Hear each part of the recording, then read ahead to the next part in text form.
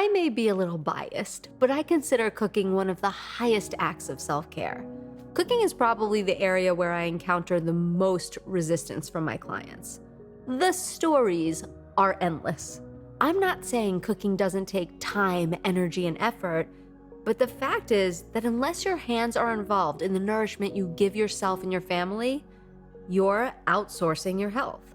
Thankfully for most of us, there's options in our neighborhood where we can fill in when we truly need time-saving meals, but to rely solely on these options is kind of foolish. No one is going to care about prepping your food more than you will. So, let's talk batch cooking. If you're the type of person who prefers cooking and cleaning every night and eating freshly cooked meals on the daily, I bow to you. But personally, I do best when I have a batch cooking plan.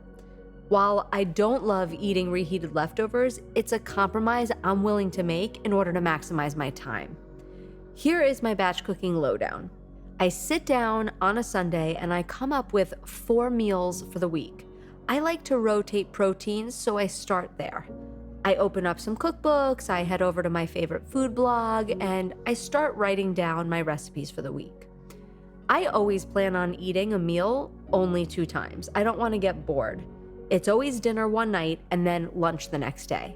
I pick 2 days during the week where I have the time at night to cook, and these are usually days that I don't exercise.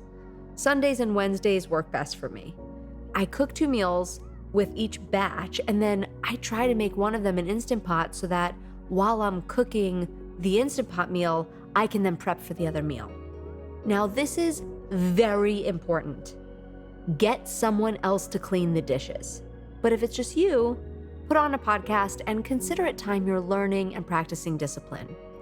You can invite a friend over and do the cooking and cleaning together, which is honestly what I used to do when I was single. Another important piece is to make sure that you have a bunch of glass dishes to store all of your meals.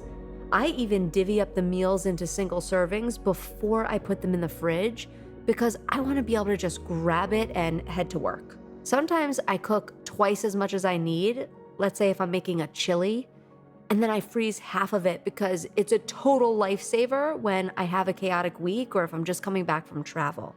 Remember to make it as enjoyable as possible. Play music, put on a movie, listen to a podcast.